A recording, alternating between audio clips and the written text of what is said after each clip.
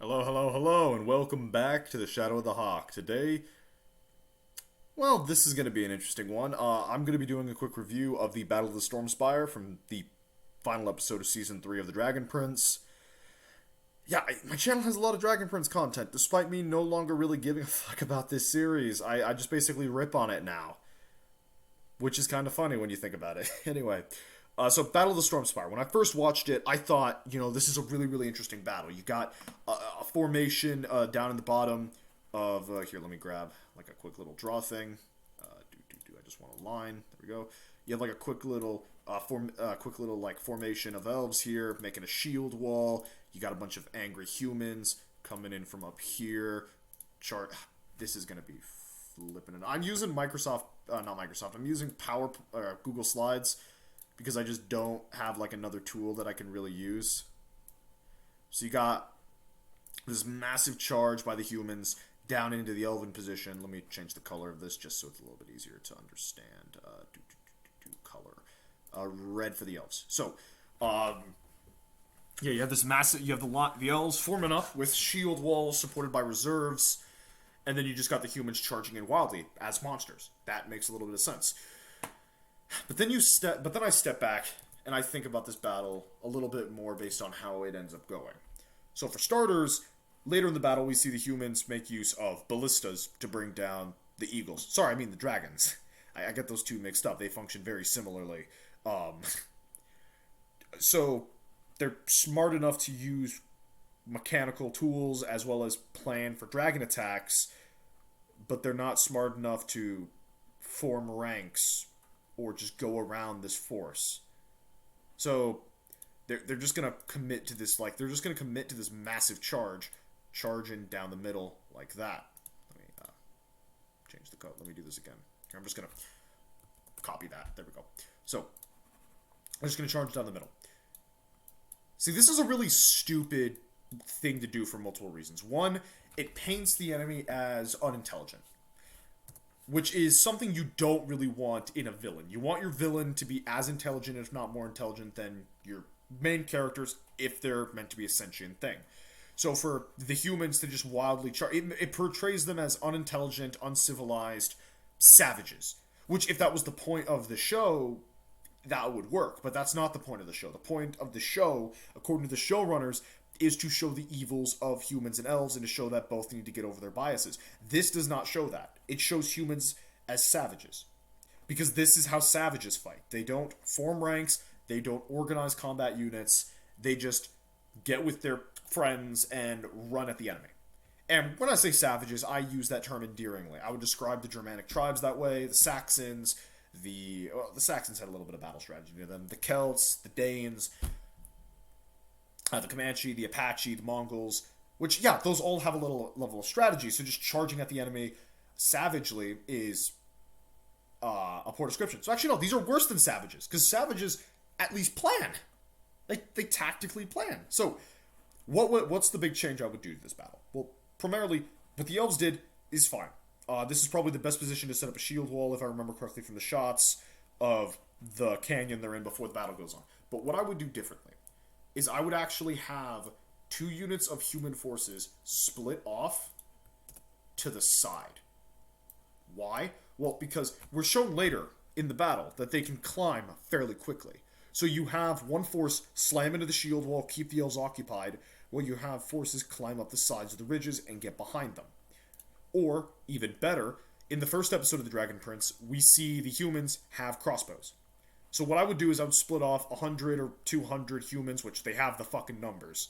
I'm not going to count each individual human, but I'm pretty sure they have numbers of like 1,000 to 1,500 off the top of my head.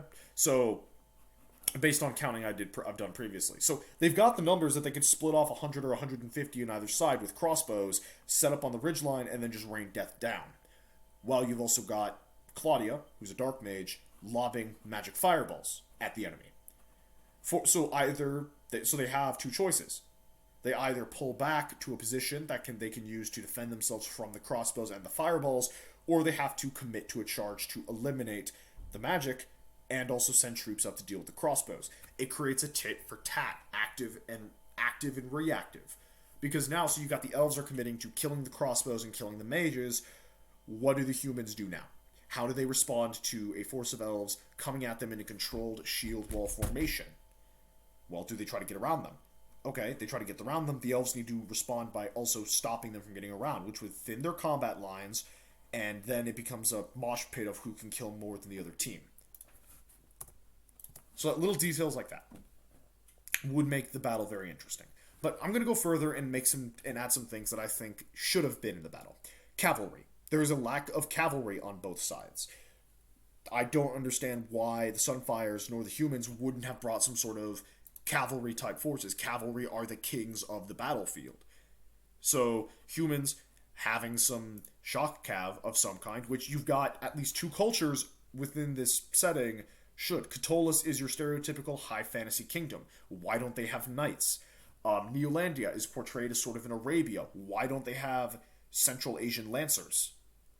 Two very, very effective forms of cavalry.